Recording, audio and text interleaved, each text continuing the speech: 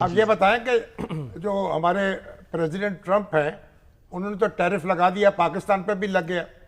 और क्या है कि भाई साहब हम मुकाबला करेंगे आपका और मुकाबले में आके आपके हम टैरिफ लगाएंगे आपके ऊपर, तो स्टेडफास्टनेस मौजूद है। ये जो ट्रंप की एग्रेसिव ट्रेड पॉलिसी हम देख रहे हैं, इसके ग्लोबली तो इम्पैक्ट आएगा, वो भी आपसे जानने की कोशिश करेंगे। पहले मैं दोस्तों नमस्कार। जैसा कि आप जानते हैं पूरी दुनिया में इस समय टैरिफ चर्चा का विषय बना हुआ है, जहां डोनाल्ड ट्रंप ने हर दुनिया के बड़े देश में टैरिफ लागू कर दिया है।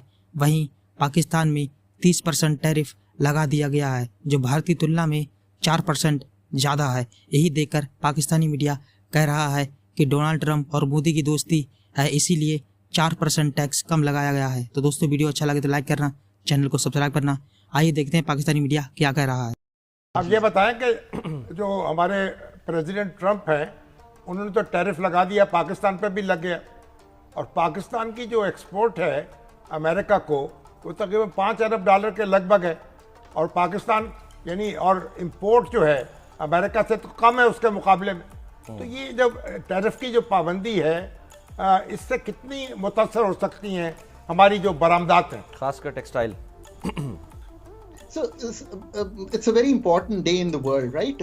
आज एक uncertainty की फिजा है। शामी साहब ने प्रोग्राम जब शुरू किया तो उन्होंने कहा कि देखिए पाकिस्तान में अनसर्टनिटी होती है तो मार्केट्स रैटल होती हैं, इन्वेस्टर कॉन्फिडेंस ख़राब होता है। आज दुनिया भर, आज सुबह में बहुत अर्ली उठा शामी साहब, तो जब ऑस्ट्रेलिया और जापान खुले तो नेगेटिव में थे, वियतनाम नेगेटिव में, सारी ईस्ट एशियन मार्केट्स नेगेटिव में।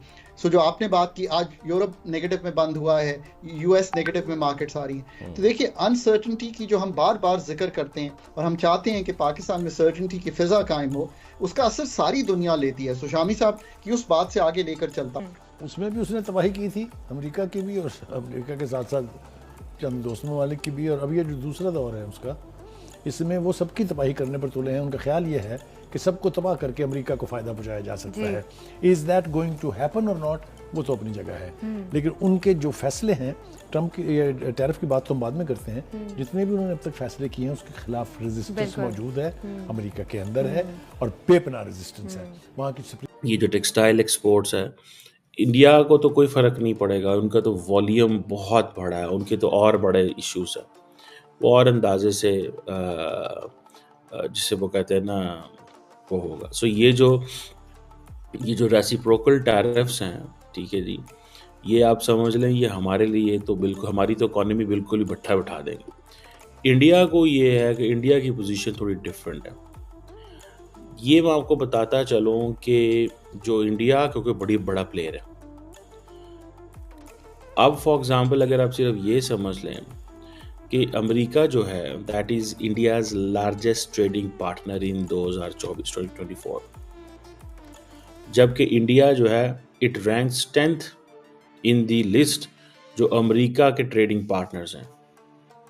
यानी कि largest trading partner of India is United states with $119 billion, China $118 billion, फिर UAE $83 billion, Russia $65 billion, $43 billion India के लिए। यानी कि सऊदी अरब 5वीं बड़ी इकॉनमी है इंडिया के लिए, UAE 3rd बड़ी इकॉनमी। इसी तरह सिंगापुर 33 है, इराक जो है वो 33 है क्योंकि ये तेल लेते हैं वहाँ से, इंडोनेशिया जो है वो 29, हांगकांग, साउथ कोरिया। जबकि अमेरिका के जो लार्जेस्ट ट्रेडिंग पार्टनर हैं उनमें सबसे ऊपर मैक्सिको है, $838.9 बिलियन, फिर कनाडा $762 बिलियन, चाइना $582 बिलियन, फिर जर्मनी 236, जापान 226.7, इसी तरह, और इंडिया फिर 129 उसमें आता है, largest trading partner of the United states.